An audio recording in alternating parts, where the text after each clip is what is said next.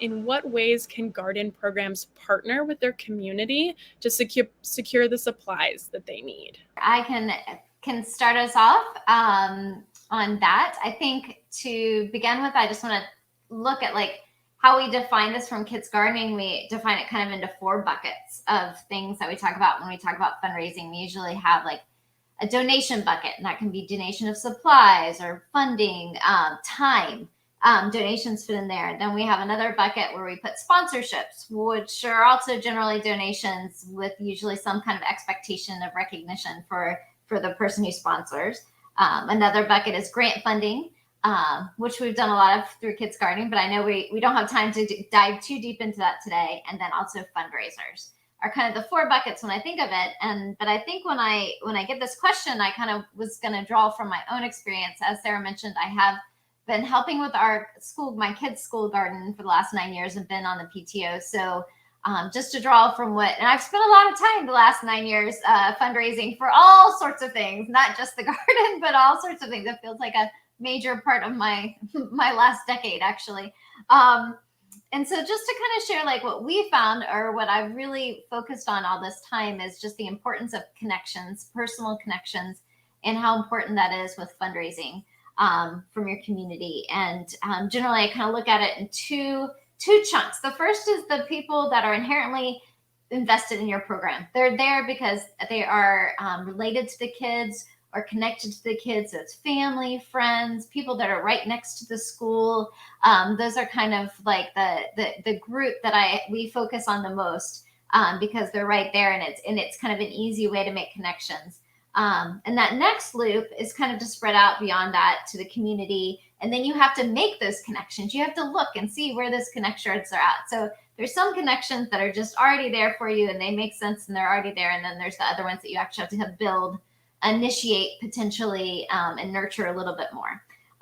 So from my own experience, the things that we really succeeded in were building the connections with our parent group to the point that they had a budget line item for our garden. And so that we just had, every year we would submit how much we would kind of project what we needed, try and get them to put that into their budget. And then we worked with them really closely to come up with fundraising options. So that's an important thing if you're working with a parent group, is to make sure you're not overlapping, and with the school too. Because if, for instance, you have a fundraiser or you ask for donations like on a Monday, and then another group within the school sends out another flyer on Tuesday, like you can build, you have to really coordinate so you're not over asking. You can also coordinate so that you're meeting all of the things together so that you're all part of a bigger program.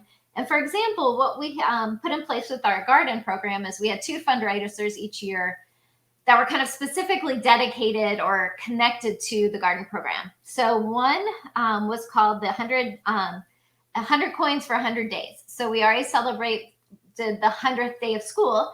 And so we would ask on the 100th day, the kids would bring in 100 coins of any kind of denomination whatsoever, and donate them. And we didn't count each coin. We didn't make it a really hard thing at all. We just dumped them all together. The classrooms that had the biggest participation, and that wasn't the biggest amount raised, but just the biggest number of students participated, would get a small token prize that didn't cost anything. It was a fundraiser that literally took about 4 hours of administration, and amazingly, it would raise usually $1,000, which totally surprised us every year. So that was something the PTO did, and then they kind of dedicated those funds for the garden. And they also would dedicated, the PTO had monthly spirit events at local restaurants, and they would dedicate one of those nights for the garden. And so that's kind of how we raised our money for those dedicated events. So just wanted to mention that. So and I also meant to mention too, not to forget this, is so yes, it's the relationships of kids and their parents and families.